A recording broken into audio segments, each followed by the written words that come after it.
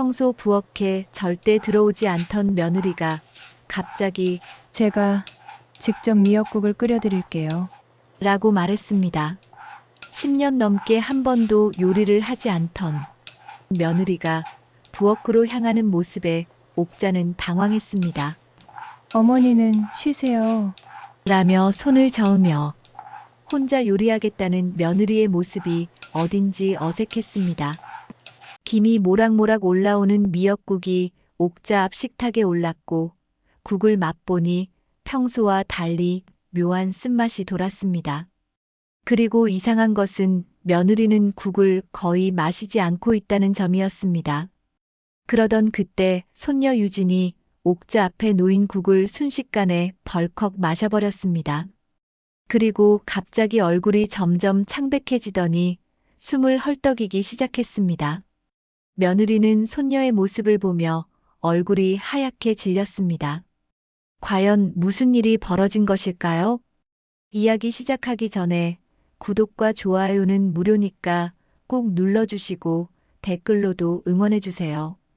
영상을 만드는데 정말 큰 힘이 됩니다. 경기도 외곽 오래된 단독주택이 한 채 서 있었습니다. 벽돌 담장 너머로 보이는 집은 세월의 흔적이 고스란히 배어 있었죠. 페인트가 벗겨진 대문, 녹슨 우편함, 그리고 마당 한쪽에는 옥자가 정성껏 가꾼 작은 텃밭이 있었습니다. 상추며 깻잎, 고추 같은 것들이 자라고 있었어요. 이 집의 주인인 김옥자는 올해 72살입니다. 남편을 먼저 떠나보낸 지도 벌써 10년이 넘었죠. 처음에는 적막함에 견딜 수 없을 것 같았지만 이제는 혼자만의 시간에도 익숙해졌습니다. 아침이면 라디오를 켜놓고 밥을 짓고 오후에는 마당에 나와 화초에 물을 주며 하루하루를 보내고 있었어요. 옥자의 하루는 규칙적이었습니다. 새벽 5시에 일어나 라디오에서 나오는 가요를 들으며 아침 준비를 했어요. 남편이 살아있을 때부터 함께 듣던 그 방송이었죠. 혼자 먹는 밥상이지만 정성스럽게 차렸습니다. 된장찌개 한 그릇, 김치, 그리고 텃밭에서 따온 상추 몇 입이면 충분했어요. 오전에는 집 청소를 하고 점심 무렵엔 동네 슈퍼에 장을 보러 갔습니다. 슈퍼 할머니와 안부를 묻고 가끔 마주치는 이웃들과 인사를 나누는 것이 옥자에겐 소중한 일상이었어요. 오후가 되면 텃밭을 돌보거나 마당에서 빨래를 널었습니다. 그런데 옥자에게는 일주일에 한 번씩 찾아오는 특별한 기쁨이 있었어요. 바로 아들 가족이 오는 토요일이었습니다. 할머니, 왔어요.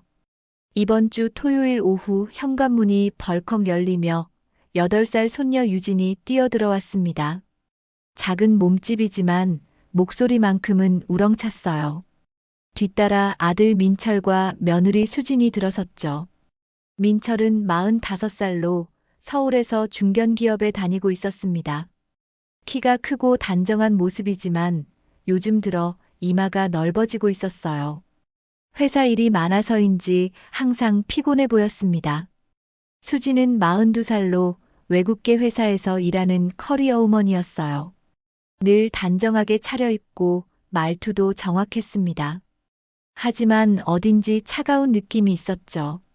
엄마, 안녕하세요. 오늘 날씨가 정말 좋네요. 민철이 밝은 표정으로 인사를 건넸습니다. 어서 와라. 많이 피곤하겠다. 회사 일이 바쁘다며? 옥자는 아들을 반겨 맞으며 걱정스러운 표정을 지었어요. 괜찮습니다. 요즘 프로젝트가 좀 바빠서 그래요. 수지는 옥자에게 인사를 하긴 했지만 어딘지 모르게 어색한 미소를 지었습니다. 안녕하세요, 어머니.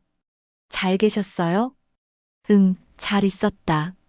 옥자는 짧게 대답했어요. 옥자는 수진의 그런 태도에 이미 익숙해졌습니다. 처음 며느리가 된 지 10년이 넘었지만 여전히 서먹서먹한 관계였죠. 수진은 항상 예의는 지켰지만 진심 어린 정이 느껴지지 않았습니다. 억지로 지은 듯한 미소, 의무적인 말투, 그리고 빨리 집을 떠나고 싶어 하는 눈빛까지. 특히 수진이 옥자를 바라보는 눈빛에는 뭔가 불편한 감정이 서려 있었어요. 마치 귀찮은 존재를 대하는 듯한 시선이었습니다. 하지만 옥자는 며느리와의 갈등을 원하지 않았기에 애써 모른 척했어요. 할머니, 배고파요. 뭔가 맛있는 거 있어요? 유진이 옥자의 치마를 붙들며 말했습니다. 그럼 할머니가 맛있는 거 해줄게. 뭐가 먹고 싶어? 옥자의 얼굴에 비로소 환한 미소가 번졌어요. 미역국이요. 할머니가 끓여주는 미역국이 제일 맛있어요. 엄마 거랑은 완전 달라요. 유진의 순수한 말에 수진의 표정이 순간 굳어졌습니다. 하지만 곧 웃음을 지으며 말했어요. 유진아, 그런 말하는 거 아니야. 하지만 진짜인데요. 옥자는 손녀의 칭찬이 기뻤지만 동시에 며느리의 기분이 상할까봐 걱정스러웠습니다. 그냥 오래 끓인 것뿐이야. 내 엄마도 잘해. 이 집에서 진심으로 옥자를 반겨주는 건 손녀뿐이었거든요. 민철은 물론 효자이긴 했지만 어딘지 의무감으로 찾아오는 것 같았고 수지는 말할 것도 없었죠. 옥자는 부엌으로 향하며 미역을 우렸습니다. 찬물에 불린 미역을 기름에 볶고 멸치 육수를 부어 끓이기 시작했어요. 국물이 끓어오르자 집안의 구수한 냄새가 퍼졌습니다. 부엌에서 요리를 하는 동안 옥자는 거실에서 들려오는 가족들의 대화를 들었어요. 민철은 유진에게 학교 이야기를 물어보고 있었고 수지는 여전히 핸드폰만 들여다보고 있었습니다. 유진아, 요즘 학교는 어째? 친구들이랑 잘 지내지? 네, 아빠. 저 이번에 받아쓰기 100점 받았어요. 우와, 정말? 우리 유진이가 최고네. 하지만 수지는 그런 대화에 별로 관심이 없는 듯 했어요. 계속 핸드폰 화면만 바라보며 뭔가를 확인하고 있었습니다. 다 됐다. 어서 와서 먹어라. 옥자가 밥상을 차리며 불렀습니다. 가족들이 식탁에 둘러앉았어요. 김이 모락모락 나는 미역국과 함께 옥자가 정성껏 준비한 반찬들이 상에 올랐습니다. 깍두기, 시금치나물, 계란말이, 그리고 텃밭에서 따온 싱싱한 상추까지. 와, 맛있겠다. 유진이 눈을 반짝이며 숟가락을 들었어요. 할머니 미역국이 제일 맛있어요. 정말 맛있어요. 유진이 국을 한 숟가락 떠먹으며 연신 감탄했습니다. 옥자는 손녀의 반응이 너무 기뻤어요. 많이 먹어라. 할머니가 정성껏 끓였다. 민철도 국물을 한 숟가락 떠먹으며 말했습니다. 역시 엄마 솜씨는 따라갈 수가 없어요. 하지만 수지는 별다른 반응 없이 조용히 식사만 했어요. 가끔 유진을 쳐다보며 뭔가 생각에 잠긴 듯한 표정을 지었습니다. 식사 시간 내내 분위기는 어딘지 어색했어요. 민철은 회사 이야기를 하며 분위기를 띄우려 했지만 수지는 여전히 시큰둥한 표정이었습니다. 마치 빨리 이 시간이 지나가길 바라는 듯 했어요. 엄마, 저희 일찍 가봐야 해요. 내일 회사 일이 있어서요. 식사를 마친 후 민철이 서둘러 일어서며 말했습니다. 벌써? 좀 더 이따 가지 그래. 옥자는 아쉬움을 감추지 못했어요.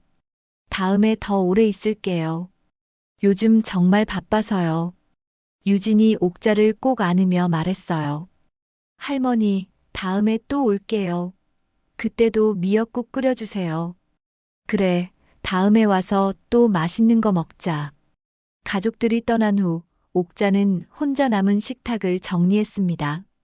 갑자기 조용해진 집안에서 옥자는 깊은 한숨을 내쉬었어요. 이런 시간이 일주일에 한 번 있을까 말까였으니까요. 창밖으로 저녁 노을이 지고 있었습니다. 옥자는 거실 창가에 앉아 멀어져 가는 아들 가족의 차를 바라보며 생각에 잠겼어요. 언제까지 이렇게 살아야 할까 하는 생각이 들었습니다. 하지만 그래도 손녀 유진이 있어서 다행이라고 생각했어요. 그 아이만이 진심으로 옥자를 사랑해주는 것 같았거든요. 그렇게 며칠이 지난 어느 화요일 아침이었습니다. 옥자는 평소처럼 새벽 5시에 일어나 라디오를 켰어요. 오늘따라 라디오에서는 추석 준비에 관한 이야기가 나오고 있었습니다. 이제 추석이 일주일 앞으로 다가왔습니다. 가족들과 함께하는 따뜻한 명절 준비하고 계시죠? 라디오 진행자의 목소리를 들으며 옥자는 문득 생각에 잠겼어요. 추석이면 민철이네 가족이 하루 종일 머물 텐데 뭔가 특별한 음식을 준비해야 할까 싶었습니다. 손녀 유진이 좋아할 만한 것들 말이에요. 옥자는 텃밭에 나가 고추와 깻잎을 따며 혼자 중얼거렸습니다. 유진이가 전을 좋아하니까 동태전이라도 부쳐줄까? 아니면 잡채를 해볼까? 점심 무렵 예상치 못한 전화가 걸려왔어요. 민철이었습니다. 엄마, 안녕하세요. 민철아, 무슨 일이야? 회사에서 전화하는 거 아니야? 아니에요. 잠깐 시간 나서요. 엄마, 추석 때 저희가 일찍 갈 수도 있을 것 같아요. 수진이가 친정에도 가야 한다고 해서요. 옥자는 순간 실망감이 밀려왔지만 내색하지 않았어요. 그래, 그럼 그렇게 해라. 친정도 가야지. 죄송해요, 엄마. 대신 내일 저녁에 갈게요. 수진이가 직접 요리를 해서 가져가겠다고 하거든요. 뭘 그런 걸 해서 와. 내가 다 준비할 텐데. 아니에요. 수진이가 꼭 해보고 싶다고 하네요. 그동안 엄마가 해주신 것만 먹어서 미안했다고요. 전화를 끊고 나서 옥자는 어리둥절했습니다. 수진이 요리를 해서 온다고? 지금까지 한 번도 그런 적이 없었는데 말이에요. 오히려 부엌에 들어오는 것조차 꺼려했던 며느리였거든요. 뭔가 이상하네. 옥자는 고개를 갸웃거렸지만 한편으로는 며느리가 마음을 열어가는 것일 수도 있다고 생각했어요. 다음 날 저녁 민철 가족이 도착했습니다. 수진의 손에는 큰 냄비가 들려 있었어요. 어머니, 안녕하세요. 오늘은 제가 직접 미역국을 끓여왔어요. 수진이 평소보다 밝은 표정으로 말했습니다. 옥자는 깜짝 놀랐어요. 어머, 정말 고생했구나. 아니에요. 어머니가 늘 해주셔서 저도 한번 해보고 싶었거든요. 수지는 웃으며 부엌으로 향했습니다. 민철이 따라 들어가며 말했어요. 엄마, 수진이가 어제부터 준비했어요. 인터넷에서 레시피도 찾아보고요. 할머니, 오늘 엄마가 국 끓였어요. 유진이 신나게 뛰어다니며 말했습니다. 옥자는 뭔가 어색했지만 고마운 마음이 들었어요. 혹시 그동안 자신이 며느리를 너무 차갑게 대한 건 아닐까 하는 생각도 들었습니다. 수지는 부엌에서 국을 냄비에 옮겨 담으며 다시 끓이기 시작했어요. 어머니, 간은 어떻게 맞춰야 할까요? 소금을 조금씩 넣어보렴. 너무 짜지 않게. 옥자가 부엌으로 가려고 했지만 수진이 손을 저었습니다. 아니에요, 제가 할게요. 어머니는 쉬세요. 평소라면 절대 주방에 들어오지 않던 며느리였기에 옥자는 이상하다는 생각이 잠시 스쳤어요. 하지만 좋은 변화라고 여기며 거실에서 기다렸습니다. 부엌에서는 수진이 혼자 뭔가를 하고 있었어요. 가끔 작은 소리가 들렸지만 옥자는 신경 쓰지 않았습니다. 다 됐어요. 수진이 밝게 외치며 국그릇들을 들고 나왔어요. 식탁에 오른 국은 평소 옥자가 끓이던 것과 비슷해 보였습니다. 김이 모락모락 올라오고 있었어요. 와, 엄마가 끓인 거예요? 대박. 유진이 눈을 반짝이며 말했습니다. 그래, 엄마가 할머니처럼 맛있게 끓여봤어. 수진이 유진의 머리를 쓰다듬으며 말했어요. 민철도 감격한 표정이었습니다. 수진아, 정말 고마워. 이런 마음 너무 좋다. 옥자는 며느리의 정성이 고마웠어요. 그동안 서먹했던 관계가 조금씩 나아질 수 있을 것 같았습니다. 그럼 어서 먹어보자. 옥자가 숟가락을 들었습니다.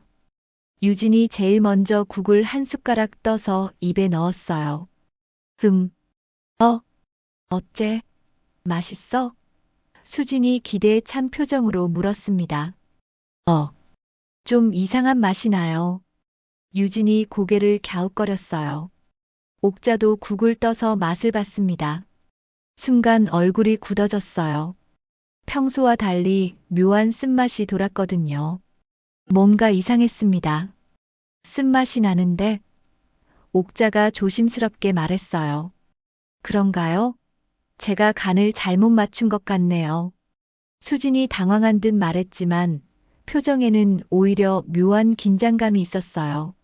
민철이 국을 맛보며 말했습니다. 좀 이상하긴 하네. 뭘 넣었어? 그냥 평소대로 했는데. 혹시 미역을 너무 오래 우린 건 아닐까요? 수진이 변명하듯 말했어요. 그런데 이상한 것은 수진 자신은 국을 거의 마시지 않고 있다는 점이었습니다.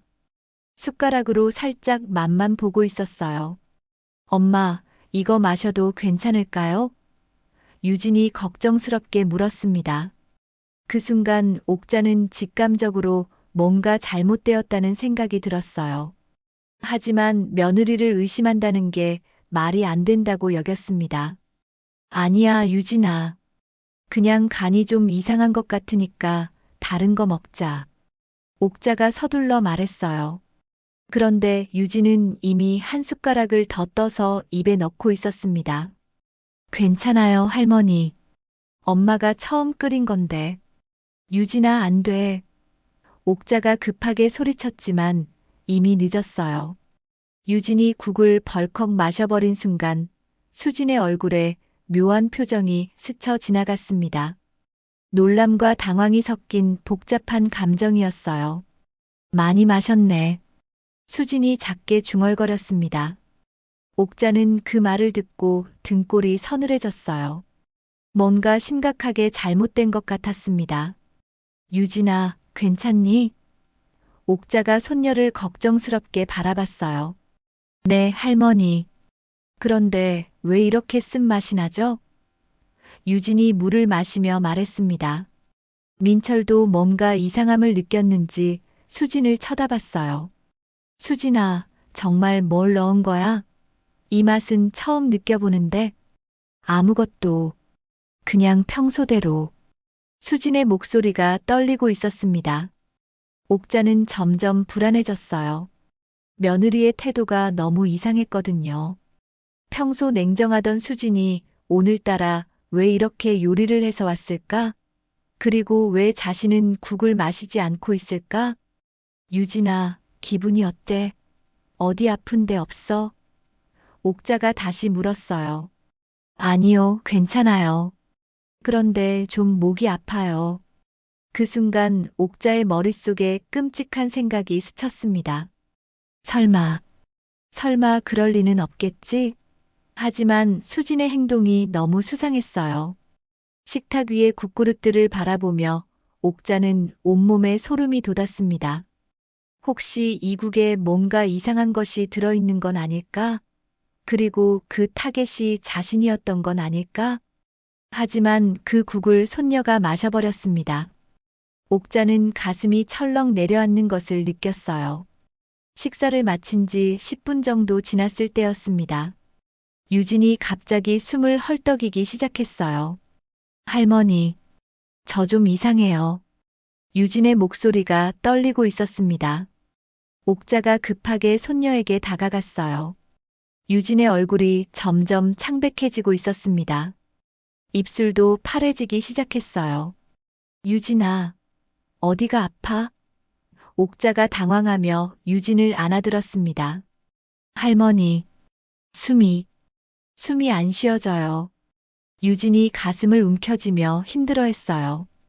민철이 벌떡 일어나며 소리쳤습니다. 유진아, 정신 차려. 수진은 그 모습을 보며 얼굴이 하얗게 질렸어요. 마치 예상치 못한 일이 벌어진 것처럼 당황하고 있었습니다. 어머, 얘 왜 이래? 수진이 소리쳤지만 그 목소리에는 진짜 걱정보다는 놀람이 더 컸어요. 유진의 호흡이 점점 거칠어졌습니다. 작은 몸이 경련을 일으키기 시작했어요. 119 불러. 빨리. 옥자가 절규하듯 외쳤습니다. 민철이 허둥지둥 핸드폰을 꺼내 응급실에 전화를 걸었어요. 여보세요. 응급 상황입니다. 아이가 갑자기 호흡곤란을 일으키고 있어요. 주소가 어떻게 되시나요? 경기도. 민철의 손이 떨려서 제대로 말을 못했어요. 옥자가 대신 주소를 알려줬습니다. 경기도 양주시 백서급. 구급차가 오는 동안 유진의 상태는 더욱 악화되었어요. 눈동자가 풀리기 시작했고 몸에 식은땀이 흐르고 있었습니다. 유진아, 정신 차려. 할머니가 여기 있어. 옥자가 손녀를 꼭 안으며 눈물을 흘렸어요. 수지는 한쪽 구석에서 어쩔 줄 모르며 서 있었습니다. 계속 손을 비비며 불안해하고 있었어요. 수진아, 뭘 넣었어? 도대체 그 국에 뭘 넣은 거야? 민철이 아내를 향해 소리쳤습니다. 아무것도 안 넣었어요. 정말 아무것도. 수진이 울먹이며 대답했어요. 드디어 구급차가 도착했습니다. 응급구조사들이 유진을 들것에 옮기며 빠르게 응급처치를 시작했어요. 언제부터 이런 증상이 나타났나요? 응급구조사가 물었습니다. 식사하고 10분 정도 후부터요. 갑자기 숨을 못 쉬기 시작했어요. 옥자가 다급하게 대답했어요. 뭘 드셨나요? 미역국이랑 밥이랑. 민철이 말했습니다. 응급구조사가 유진의 상태를 확인하며 심각한 표정을 지었어요. 중독 증상 같은데요. 병원에서 정확한 검사를 해봐야겠습니다. 중독? 옥자의 머릿속이 하얗게 되었어요. 정말로 그 국에 뭔가 이상한 것이 들어있었던 걸까요? 구급차 안에서 유진은 의식을 잃었습니다. 옥자와 민철이 함께 병원으로 향했고 수지는 뒤따라 자가용으로 왔어요. 병원 응급실은 아수라장이었습니다. 의료진들이 분주하게 유진을 치료하고 있었어요. 보호자분, 아이가 뭘 먹었는지 정확히 알려주세요. 의사가 다급하게 물었습니다. 미역국하고 밥, 그리고 반찬 몇 가지요. 민철이 대답했어요. 혹시 그 음식들 중에 평소와 다른 게 있었나요? 옥자가 입을 열었습니다. 미역국이 맛이 이상했어요. 쓴맛이 났어요. 쓴맛이요? 어떤 종류의 쓴맛이었나요? 잘 모르겠어요. 처음 느껴보는 맛이었어요. 옥자의 목소리가 떨렸어요. 의사가 간호사에게 말했습니다. 혈액 검사 응급으로 돌리고 위세척 준비해 주세요. 1시간 정도 지나서 의사가 나왔어요. 표정이 매우 심각했습니다. 검사 결과가 나왔습니다. 의사가 침묵을 깨뜨렸어요. 어떻게 됐어요? 민철이 다급하게 물었습니다. 아이의 혈액에서 강력한 농약 성분이 검출되었습니다. 옥자는 그 말을 듣고 주저앉을 뻔했어요. 농약이라고요? 네, 유기인계 농약입니다. 상당히 위험한 독성을 가지고 있어요. 지금 당장 해독 치료를 시작해야 합니다. 민철이 어안이 벙벙한 표정으로 물었어요. 그런데 그게 어떻게 음식에? 수진이 갑자기 쓰러질 듯 벽에 기댔습니다. 얼굴이 새하얗게 질려 있었어요. 의사가 계속 말했습니다. 다행히 빨리 병원에 와서 치료를 시작했기 때문에 생명에는 지장이 없을 것 같습니다. 하지만 며칠은 중환자실에서 지켜봐야 해요. 정말 괜찮을까요? 옥자가 눈물을 흘리며 물었어요. 최선을 다하겠습니다. 그런데 이건 분명히 수사가 필요한 사안입니다. 경찰에 신고해야 해요. 그 말을 들은 수진이 더욱 창백해졌어요. 온몸이 떨리기 시작했습니다. 곧 경찰이 도착했어요.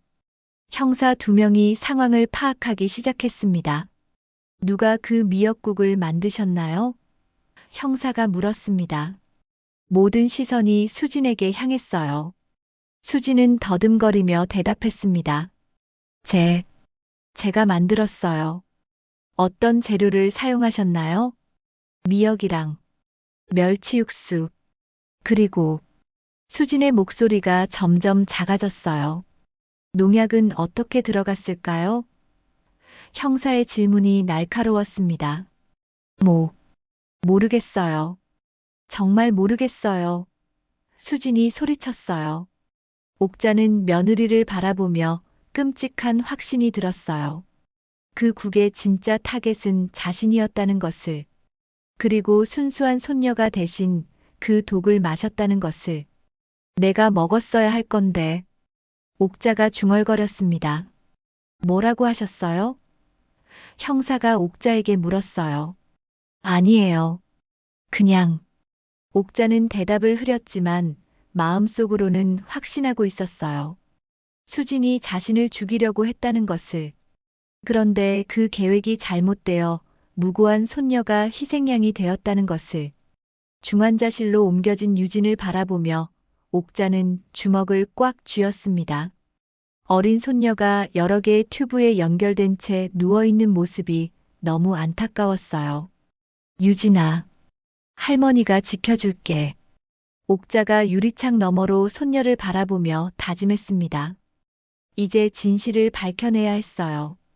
며느리가 왜 이런 끔찍한 일을 저질렀는지, 그리고 정말로 자신이 타겟이었는지 말이에요. 옥자는 수진이 부엌에서 혼자 있었던 시간을 떠올렸어요. 그때 들렸던 작은 소리들, 그리고 수진이 자신은 국을 거의 마시지 않았던 모습까지. 모든 것이 계획적이었다는 생각이 들었습니다. 도대체 왜 나를? 옥자는 속으로 중얼거렸어요.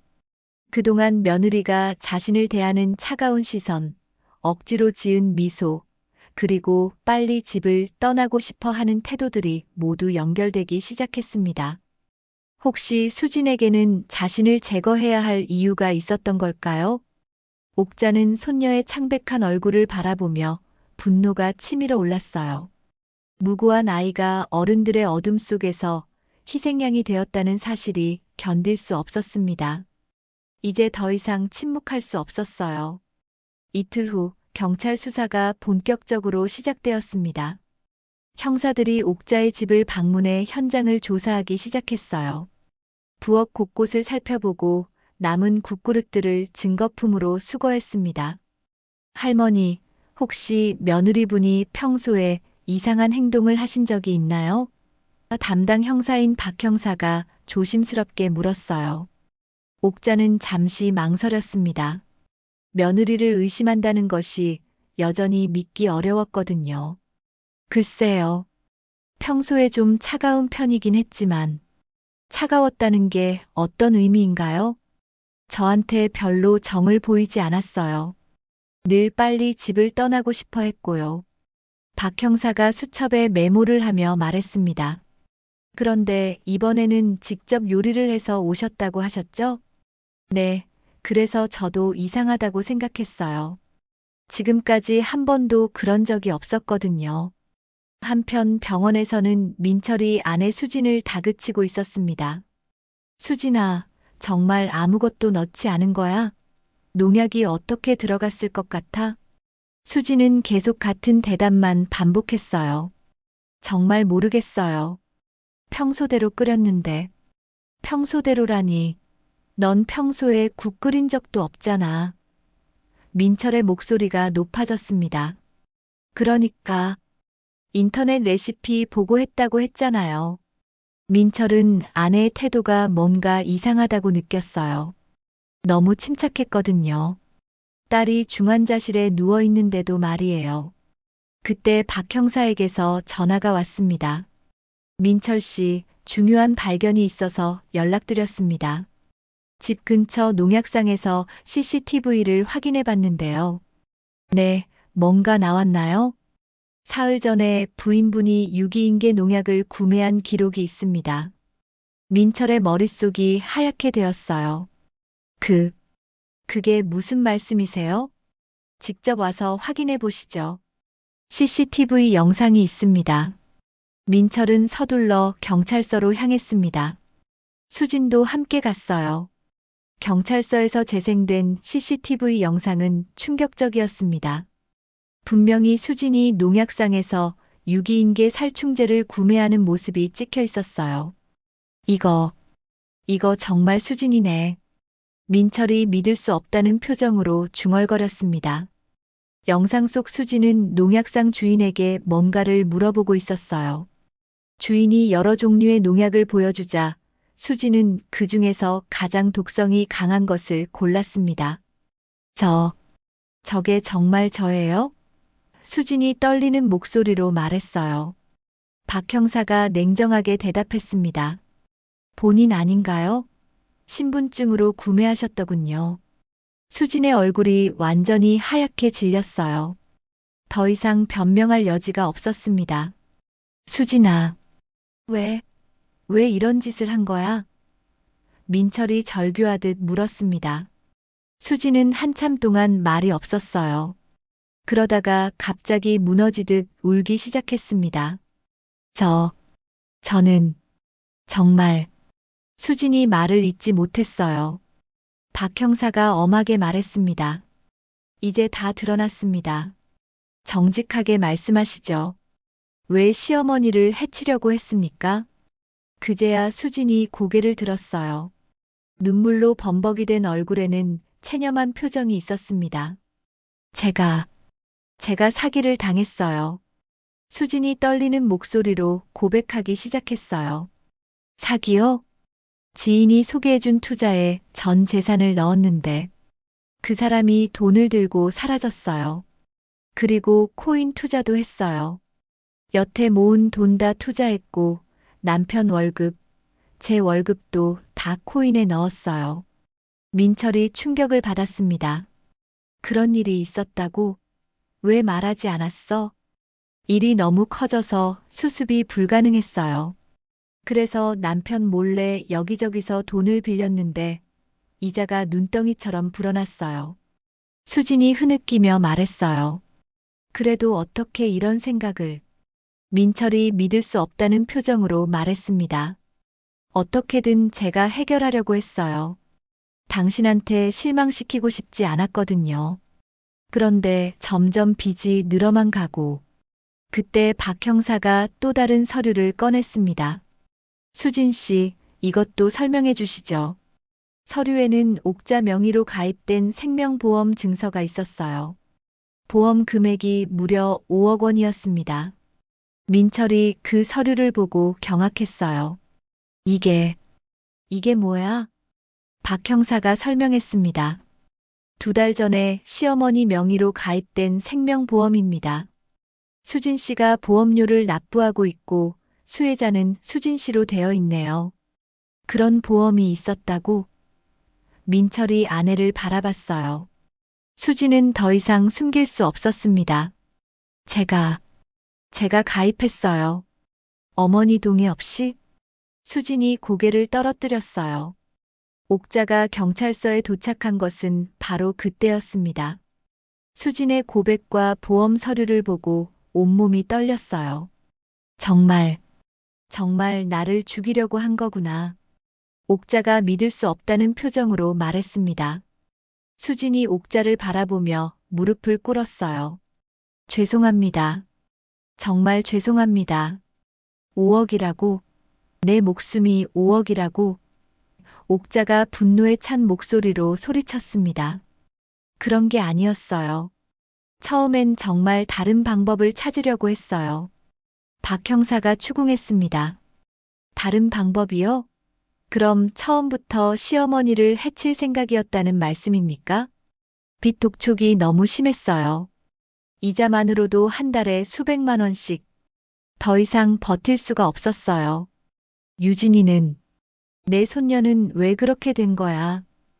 옥자가 분노에 찬 목소리로 소리쳤습니다. 그건 정말 실수였어요. 유진이가 마실 줄 모르고 실수라고 독을 타놓고 실수라고 옥자의 목소리가 떨렸어요. 민철은 아내의 모습을 보며 완전히 절망했습니다. 수진아, 어떻게 이럴 수가 있어? 어떻게 엄마를, 그리고 유진이까지.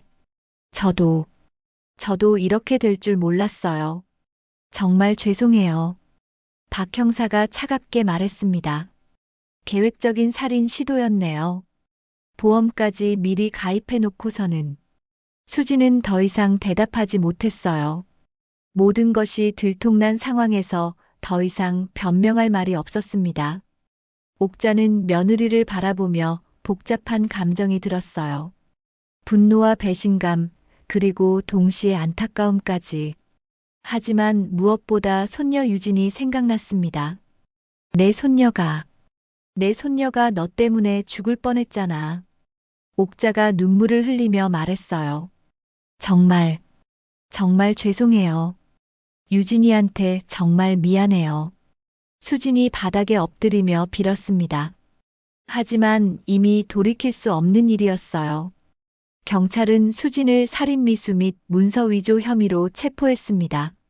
민철은 아내가 수갑을 차고 끌려가는 모습을 보며 무너졌어요. 엄마, 정말 죄송해요. 제가 못 봐서, 제가 몰라서. 옥자는 아들을 바라보며 한숨을 내쉬었습니다. 이제 가족이 완전히 산산조각 났어요. 하지만 가장 중요한 건 손녀 유진이었습니다. 이제 유진이나 빨리 낫게 하자. 옥자가 지친 목소리로 말했어요. 사건의 진실이 밝혀졌지만 진짜 시련은 이제부터 시작이었습니다. 수진이 체포된 지 일주일이 지났습니다. 유진은 다행히 의식을 회복했지만 여전히 병원에서 치료를 받고 있었어요. 옥자는 매일 병원을 오가며 손녀를 돌봤습니다. 할머니, 엄마는 언제 와요? 유진이 약한 목소리로 물었어요. 옥자는 어떻게 대답해야 할지 몰라 당황했습니다. 8살 아이에게 엄마가 자신을 독살하려 했다는 사실을 어떻게 말할 수 있을까요? 엄마는 지금 일이 있어서 못 와. 곧 올 거야. 옥자가 거짓말을 했어요. 민철은 회사도 제대로 나가지 못하고 있었습니다. 아내의 배신, 딸의 위험한 상황, 그리고 어머니에 대한 죄책감으로 완전히 무너져 있었어요. 엄마, 정말 죄송해요. 제가 수진이를 제대로 봤어야 했는데. 민철이 옥자에게 고개를 숙였습니다. 이제 그런 말 하지 마라. 너도 몰랐던 일이잖아. 옥자가 아들의 어깨를 토닥였어요. 그런데 그때 박 형사가 병원으로 찾아왔습니다. 표정이 매우 심각했어요. 추가로 발견된 사실이 있어서 왔습니다. 박 형사가 서류 뭉치를 꺼내며 말했어요. 또 뭔가 나왔나요? 민철이 불안하게 물었습니다. 수진 씨 집을 수색하던 중에 이런 것들이 발견되었습니다. 박 형사가 서류를 펼쳐 보였어요. 옥자가 그 서류를 보고 깜짝 놀랐습니다. 자신의 필체를 흉내낸 유서가 있었거든요. 이게 뭐예요? 옥자가 떨리는 목소리로 물었어요. 시어머니 명의로 작성된 유서입니다. 수진 씨가 미리 준비해 놓은 것 같네요. 유서에는 이런 내용이 적혀 있었어요. 나는 혼자 사는 것이 너무 외롭고 힘들어서 스스로 생을 마감하기로 결정했다. 내 재산은 모두 며느리 수진에게 물려준다. 민철이 그 유서를 보고 경악했습니다. 이게 대체 뭐예요? 수진 씨가 어머니를 독살한 후에 이 유서를 사용해서 자살로 위장하려고 했던 것 같습니다. 박 형사가 설명했어요. 옥자는 온몸에 소름이 돋았어요. 며느리의 계획이 얼마나 치밀했는지 깨달았거든요. 그럼 처음부터 나를 죽일 생각이었다는 거예요? 옥자가 믿을 수 없다는 표정으로 물었어요. 그렇습니다. 그리고 이것만이 아닙니다. 박 형사가 또 다른 서류를 꺼냈어요. 더 있다고요? 민철의 얼굴이 창백해졌습니다. 수진 씨가 인터넷에서 검색한 기록들도 발견되었습니다. 농약 치사량, 독성 증상, 자살로 위장하는 방법 같은 검색어들이 수백 개나 나왔어요. 옥자는 그 말을 듣고 주저앉을 뻔했어요. 며느리가 얼마나 오랫동안 자신의 죽음을 계획했는지 알 수 있었거든요. 언제부터 이런 계획을 세운 건가요? 민철이 떨리는 목소리로 물었어요. 컴퓨터 기록을 보면 약 6개월 전부터입니다.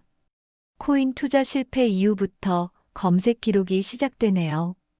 박 형사가 계속 설명했습니다. 그리고 수진 씨가 자주 방문한 사이트도 발견되었어요. 보험금 사기 사례들, 완전 범죄 방법 같은 내용들을 계속 찾아봤더군요. 옥자는 손녀를 바라보며 가슴이 아팠어요. 무고한 아이가 그런 치밀한 계획의 희생양이 되었다는 사실이 견딜 수 없었습니다. 할머니 울지 마요. 유진이 옥자의 눈물을 보고 걱정스럽게 물었어요. 할머니가 안 울어. 옥자가 억지로 웃으며 손녀의 손을 잡았습니다. 박 형사가 민철에게 말했어요. 그리고 수진 씨 핸드폰에서 사채업체와 주고받은 문자들도 발견되었습니다. 빚이 상상 이상으로 많더군요. 얼마나요? 민철이 물었습니다. 총 2억 정도 됩니다. 이자까지 합치면 더 늘어날 것 같고요. 민철은 완전히 절망했어요. 아내의 배신도 충격적이었지만 그렇게 큰 빚이 있었다는 사실도 믿기 어려웠거든요. 왜 저한테 말하지 않았을까요? 민철이 한탄하며 말했어요. 아마 일이 너무 커져서 어떻게 말해야 할지 몰랐던 것 같습니다. 그래서 극단적인 선택을 한 거죠. 옥자는 며느리의 상황이 이해되면서도 동시에 분노가 치밀었어요. 아무리 급한 상황이라도 어떻게 시어머니를 죽일 생각을 할 수 있을까요? 그런데 더 충격적인 사실이 있습니다. 박 형사가 심각한 표정으로 말했어요. 더요? 옥자가 불안하게 물었습니다. 수진 씨가 이번이 처음이 아닐 수도 있어요. 6개월 전에도 어머니께서 갑자기 배탈이 나서 병원에 간 적이 있다고 하셨죠? 옥자가 그때를 떠올려 봤어요. 정말로 6개월 전에 원인 모를 복통으로 응급실에 간 적이 있었거든요. 그때도 수진이가 옥자가 공포에 질린 표정으로 물었어요. 가능성이 높습니다. 그때 수진 씨가 어머니께 차를 끓여드렸다고 하셨잖아요. 민철이 믿을 수 없다는 표정으로 말했어요. 그럼 그때부터 엄마를 죽이려고 했다는 말이에요? 아마 그때는 실험적으로 소량을 사용해 봤거나 양 조절에 실패했을 수도 있죠. 옥자는 온몸이 떨렸어요. 6개월 동안 며느리가 자신을 서서히 죽이려고 했다는 생각이 드니까 숨이 막혔습니다. 그 악독한 년이. 옥자가 분노를 참지 못하고 말했어요. 할머니, 무슨 말이에요? 유진이 순수하게 물었습니다. 옥자는 손녀 앞에서 자제했어요. 아니야, 아무것도 아니야. 박 형사가 계속 설명했습니다. 그리고 수진 씨가 어머니 명의로 대출을 받으려고 시도한 흔적도 발견되었어요. 다행히 실패했지만요. 대출까지? 민철이 경악했어요. 어머니를 죽이기 전에 최대한 많은 돈을 뽑아내려고 했던 것 같습니다. 옥자는 며느리의 계획이 얼마나 치밀하고 악독했는지 깨달으며 몸서리쳤어요. 보험금만으로도 모자라서 대출까지 받으려고 했다니. 이제 어떻게 되는 거예요? 옥자가 물었습니다. 수진 씨는 살인미수, 문서위조, 사기 등 여러 죄목으로 기소될 예정입니다. 형량도 상당할 것 같고요. 민철이 고개를 떨어뜨렸어요. 엄마, 정말 죄송해요. 제가 수진이를 제대로 봤어야 했는데. 네 잘못이 아니다. 옥자가 아들을 위로했지만 마음속으로는 여전히 분노가 끓고 있었어요. 그때 유진이 갑자기 말했습니다. 할머니, 그때 엄마가 이상했어요. 뭐가 이상했어? 옥자가 주에 깊게 물었어요. 제가 국 마시려고 하니까 엄마가 깜짝 놀란 표정을 지었어요. 마치 안 된다는 것처럼요. 옥자와 민철이 서로를 바라봤어요. 아이의 말이 수진의 진짜 의도를 보여주는 증거였습니다.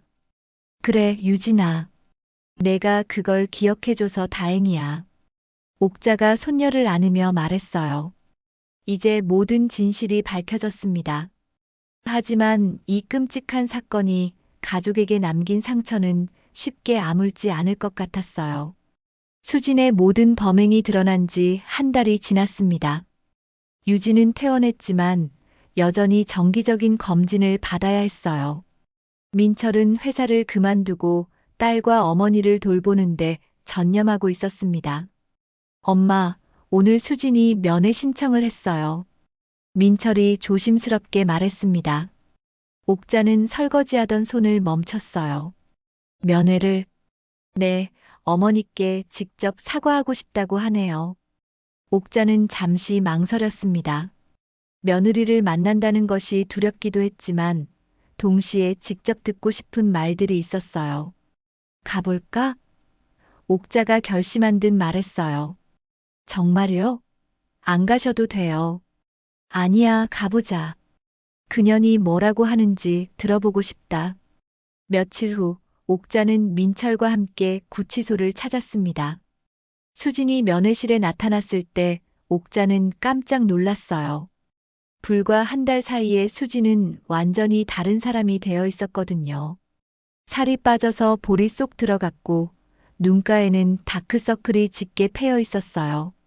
머리카락도 부스스하고 피부도 거칠어져 있었습니다. 수진이 옥자를 보자마자 눈물을 흘리며 고개를 숙였어요. 어머니, 정말 죄송합니다. 옥자는 차가운 시선으로 며느리를 바라봤어요. 이제 와서 미안하다고. 어떤 말씀을 드려도 용서받을 수 없다는 걸 알아요. 하지만 정말 후회하고 있어요. 후회? 옥자의 목소리에 분노가 섞였어요. 유진이가 죽을 뻔했는데 후회라고? 수진이 더욱 격렬하게 울기 시작했습니다. 유진이 일은 정말 제가 예상하지 못한 일이었어요. 나만 죽으면 됐다는 소리야? 옥자가 소리쳤어요. 그런 뜻이 아니에요. 아무도 다치게 하고 싶지 않았어요. 민철이 분노로 떨리는 목소리로 말했습니다. 그럼 엄마는 사람이 아니라는 거야? 엄마 죽이는 건 괜찮다는 거야? 수진이 고개를 더욱 떨어뜨렸어요. 제가 정말 미쳤었어요. 돈 때문에, 빚 때문에 정신이 나갔었어요. 6개월 동안 천천히 계획했으면서 미쳤다고. 옥자가 냉소했어요. 수진의 얼굴이 더욱 창백해졌습니다. 그것도 알고 계시는군요. 당연하지. 유서까지 미리 써놨더라. 어머니, 정말 죄송해요. 제가 악마였어요. 인간이 아니었어요. 옥자는 며느리의 모습을 보며 복잡한 감정이 들었어요. 분노와 함께 약간의 연민도 느껴졌습니다. 왜 나한테 말하지 않았어? 빚 때문이었다면 함께 해결할 방법이 있었을 텐데. 수진이 고개를 들어 옥자를 바라봤어요. 어떻게 말해요? 제가 바보 같은 투자로 모든 걸 날렸다고? 어머니 돈까지 건드렸다고? 내 돈을? 옥자가 놀랐어요. 민철도 깜짝 놀라며 아내를 바라봤습니다. 수진아, 또 뭘 한 거야? 수진이 떨리는 목소리로 고백했어요. 어머니 통장에서 몰래 돈을 빼서 투자했었어요. 어머니가 모르게 도장을 찍어서. 옥자는 그 말을 듣고 온몸에 힘이 빠졌어요. 얼마나? 3천만 원. 수진의 목소리가 점점 작아졌어요. 민철이 믿을 수 없다는 표정으로 소리쳤습니다.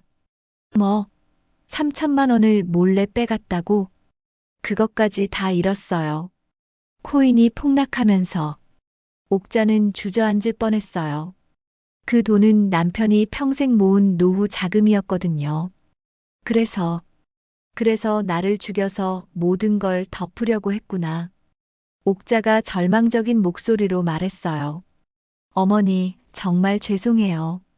돈은 꼭 갚을게요. 어떻게 갚아? 감옥에 있으면서 수진이 더욱 절망적으로 울었어요. 모르겠어요. 정말 모르겠어요.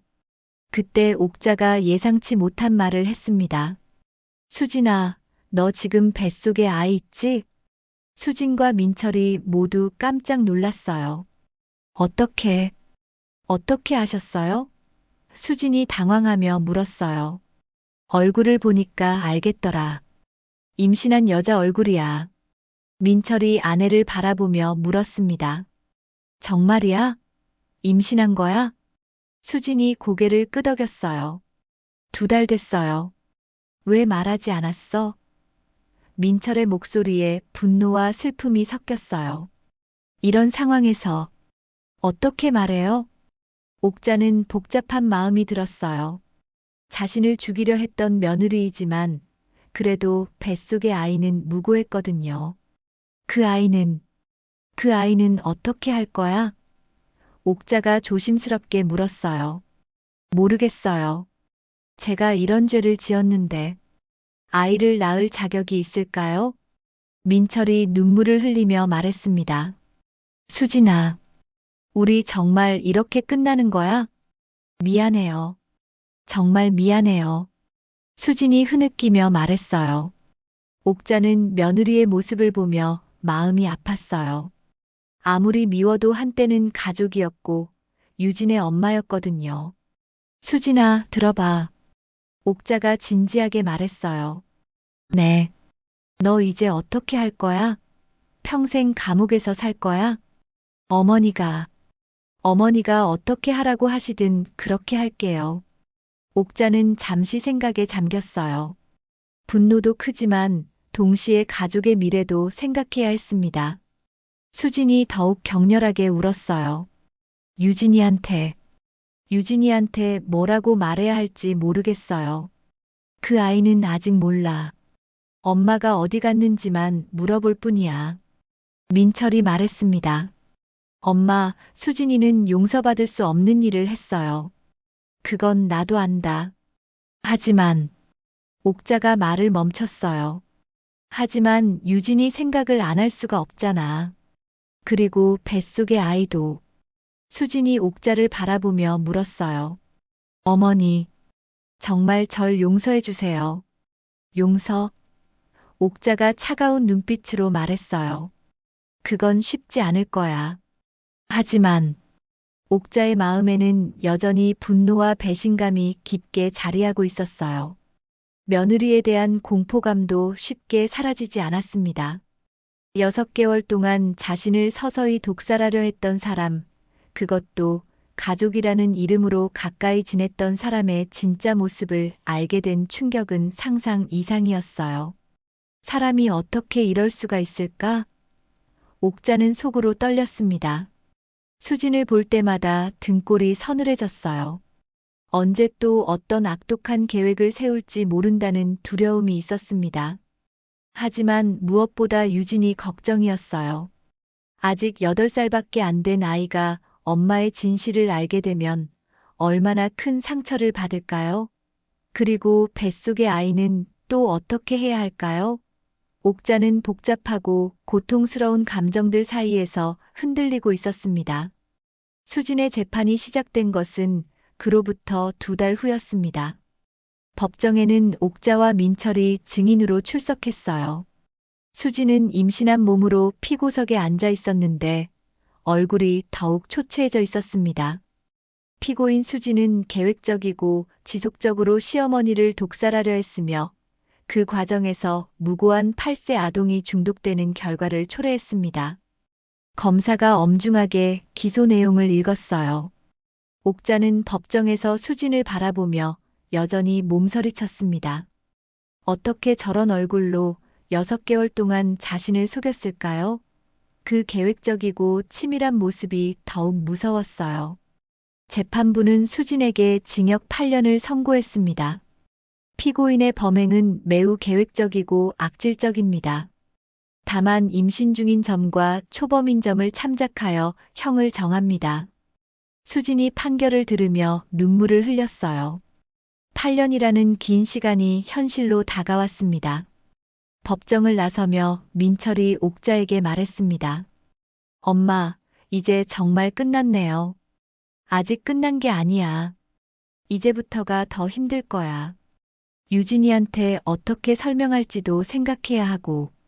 옥자의 가장 큰 걱정은 손녀였어요. 아직 어린 유진이가 엄마의 진실을 알게 되면 얼마나 큰 충격을 받을까요? 그리고 앞으로 어떻게 키워야 할까요? 그 후 3개월이 지났습니다.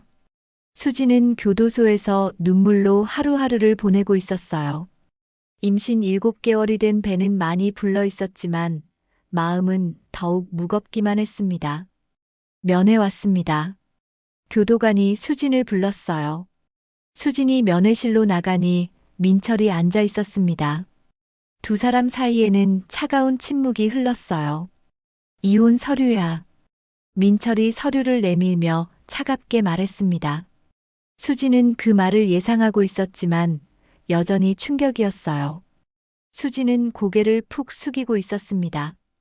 유진이는 엄마 멀리 출장 갔다고 하고 키울 거니까 넌 잊어. 생각도 하지 마. 넌 엄마 자격 없어. 아이는, 뱃속의 아이는 어떻게 해요? 수진이 말했습니다. 민철이 잠시 망설였어요. 그건 내가 결정해. 제가요?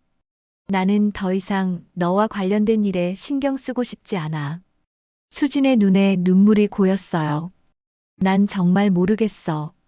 너를 보면 무서워. 민철의 목소리에는 분노와 함께 두려움이 섞여 있었어요. 아내가 어머니를 죽이려 했다는 사실을 받아들이기 어려웠거든요. 수진이 서류에 서명하며 흐느꼈습니다. 미안해요. 정말 미안해요. 미안하다는 말 하지 마. 늦었어. 민철이 떠난 후 수진은 홀로 남겨졌어요.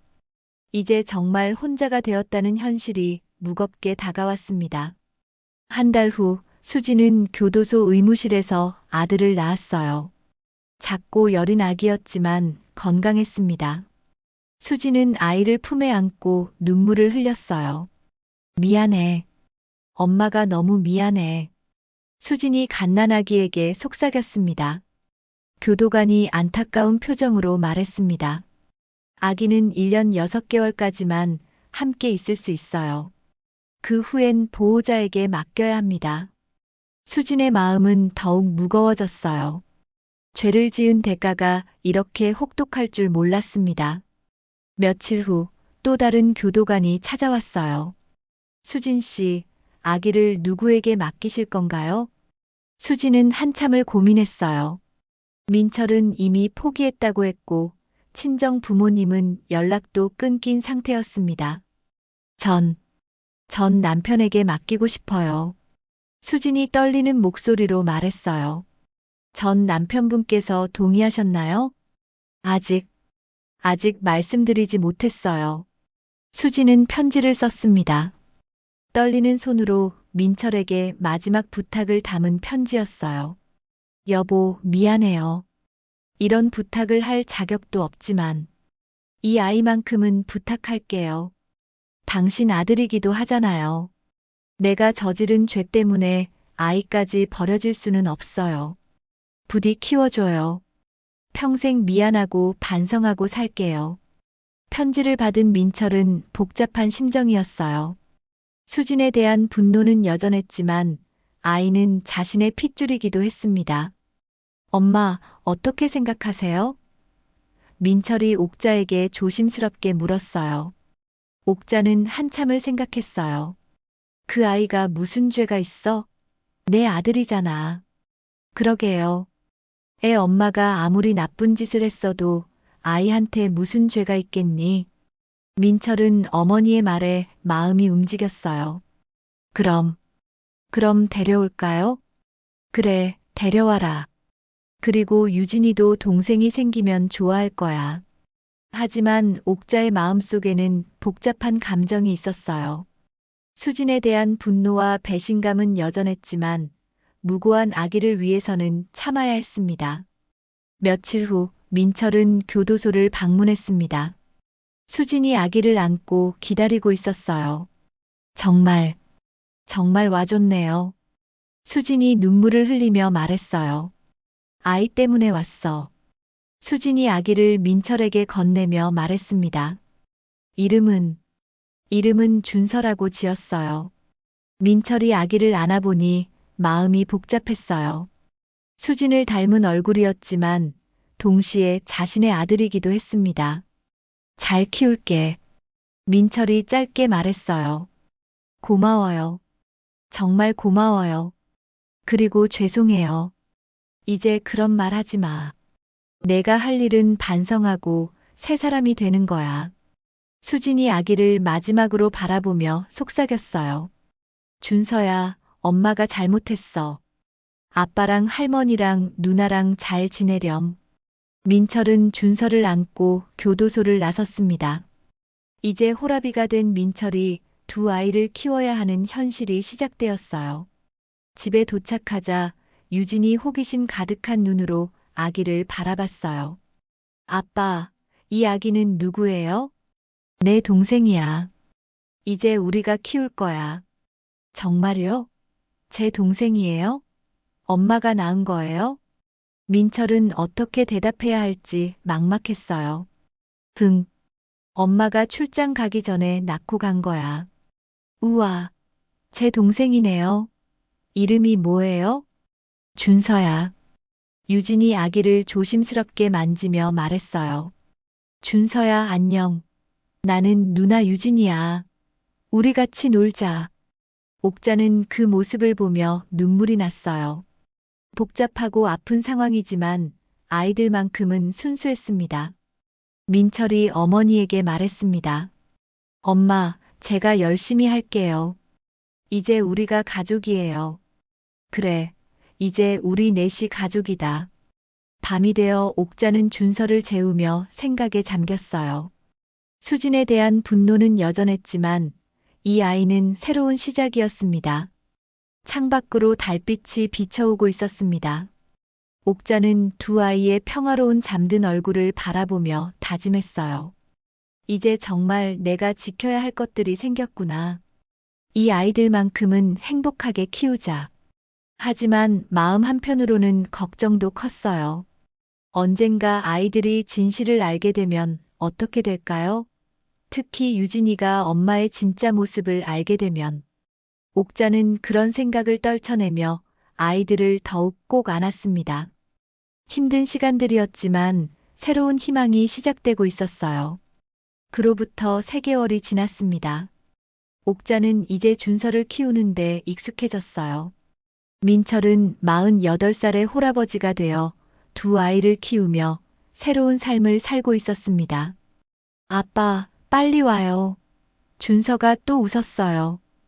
8살 유진이 신나게 소리쳤어요. 민철이 퇴근해서 집에 들어서자 이제 돌이 지난 준서가 기어서 다가왔습니다. 아빠. 우리 준서 오늘 뭐 했어? 민철이 아들을 안아올리며 웃었어요.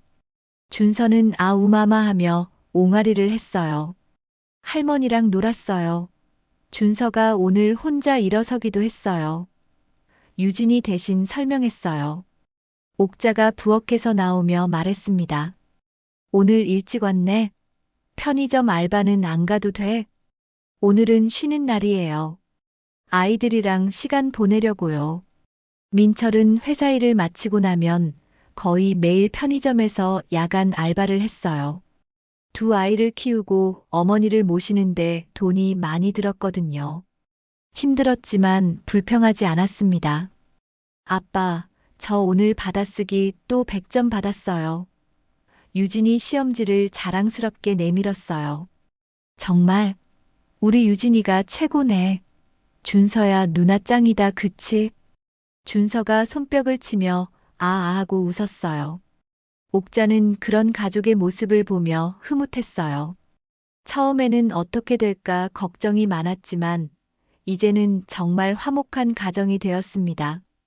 할머니, 오늘 저녁은 뭐예요? 유진이 물었어요. 내가 좋아하는 된장찌개 끓였어. 와, 할머니 된장찌개가 세상에서 제일 맛있어요. 준서도 냄새를 맡더니 음음하며 좋아하는 표정을 지었어요. 식사 시간이 되어 가족들이 둘러앉았습니다. 김이 모락모락 나는 된장찌개와 함께 옥자가 정성껏 준비한 반찬들이 상에 올랐어요. 준서는 유아용 의자에 앉아서 이유식을 먹고 있었습니다. 할머니, 이거 정말 맛있어요. 유진이 된장찌개를 맛보며 감탄했어요. 많이 먹어라. 내가 튼튼하게 자라야지. 민철이 밥을 먹으며 말했습니다. 엄마, 요즘 몸은 괜찮으세요? 걱정 마라. 아이들 덕분에 오히려 더 건강해진 것 같아. 정말로 옥자는 손자와 손녀를 키우면서 새로운 활력을 찾았어요. 혼자 있을 때보다 훨씬 생기가 넘쳤습니다. 준서가 이유식을 먹다가 숟가락을 떨어뜨렸어요. 아이고 어쩌지? 옥자가 웃으며 다시 주었습니다. 할머니, 준서가 장난꾸러기예요. 유진이 깔깔 웃었어요. 아빠, 주말에 공원 갈 수 있어요? 유진이 기대에 찬 눈으로 물었어요. 그럼 날씨 좋으면 가자. 준서도 좋아할 거야. 준서가 하며 팔을 흔들었어요. 식사를 마친 후 민철은 아이들과 함께 거실에서 놀아줬어요. 유진은 숙제를 하고 준서는 바닥에서 장난감 블록으로 놀고 있었습니다. 준서가 블록을 하나씩 입에 넣으려 하자 유진이 말했어요. 준서야, 그거 먹는 거 아니야. 우우 준서가 고개를 갸웃거렸어요. 민철이 웃으며 말했습니다. 우리 준서 정말 호기심이 많네. 유진이 숙제를 하다가 갑자기 물었어요.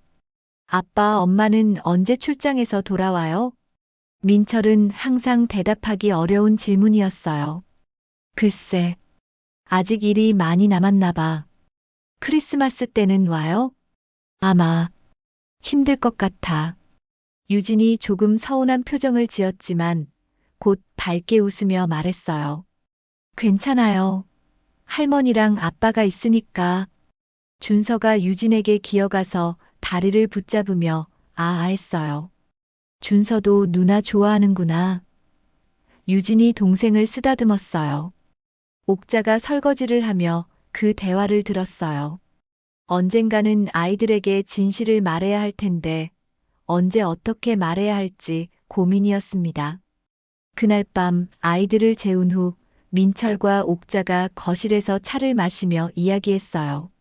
엄마, 유진이가 점점 엄마에 대해 더 많이 물어봐요. 민철이 걱정스럽게 말했어요. 그럴 수밖에 없지. 이제 8살인데 언제까지 감출 수 있을까요? 옥자가 잠시 생각에 잠겼어요. 조금 더 기다려보자. 아이들이 더 클 때까지. 준서는 어떻게 할까요? 그 애는 엄마 기억이 아예 없을 텐데. 그건 그때 가서 생각하자. 두 사람은 복잡한 마음으로 밤을 보냈어요. 하지만 무엇보다 중요한 건 아이들이 행복하게 자라는 것이었습니다. 다음 날 아침 놀라운 일이 벌어졌어요. 준서가 갑자기 옥자를 보며 할마라고 옹알이한 거예요. 옥자는 그 소리를 듣고 눈물이 났어요. 할머니 부르는 거야? 우리 준서가. 유진도 달려와서 옥자를 꼭 안았어요. 저도 할머니 정말 사랑해요. 민철이 그 모습을 보며 가슴이 뭉클했어요. 이런 순간들이 있어서 모든 힘든 일들을 견딜 수 있었습니다. 준서가 민철에게 기어가며 아빠 하고 옹알이했어요. 아빠도 너희들 정말 사랑한다. 그날 오후 예상치 못한 방문자가 왔어요. 동네 이웃인 박할머니였습니다. 옥자야, 안녕하세요. 어머, 박 선생님, 어서 오세요. 박 할머니가 들어오며 아이들을 보고 미소를 지었어요. 아이고, 이 예쁜 손자, 손녀들. 정말 잘 키우시네요. 준서가 박 할머니를 보더니 아아 하며 웃었어요. 고마워요. 차라도 한 잔 드시죠. 박 할머니가 차를 마시며 말했어요. 옥자야, 요즘 정말 밝아 보여요. 예전과는 완전히 달라졌어요. 그래요? 네, 아이들 덕분인가 봐요. 생기가 넘쳐요. 옥자는 그 말을 듣고 새삼 깨달았어요. 정말로 자신이 많이 변했다는 것을. 몇 개월 전의 절망과 분노는 이제 많이 사라졌습니다. 힘든 일도 많았지만 이제는 정말 행복해요. 옥자가 진심으로 말했어요. 보기 좋아요. 가족이 화목한 게 최고죠. 준서가 박할머니 앞에서 혼자 일어서려고 애쓰더니 비틀거렸어요. 어머, 벌써 서려고 하네요. 박할머니가 감탄했어요. 저녁이 되어 민철이 퇴근했어요. 오늘은 편의점 알바가 있는 날이었지만 박할머니가 계셔서 조금 늦게 가기로 했습니다. 아빠. 유진이 달려와 안겼어요. 준서도 아빠 하며 팔을 벌렸어요. 우리 애들 오늘 뭐 했어? 할머니랑 놀았어요. 그리고 박할머니도 왔어요. 준서가 혼자 서려고 했어요. 민철이 박할머니께 인사를 드렸어요. 안녕하세요, 할머니. 민철이도 정말 대견하네요. 혼자서 아이들 키우느라 고생이 많죠? 아니에요. 엄마가 많이 도와주셔서 괜찮아요. 좋은 가족이에요.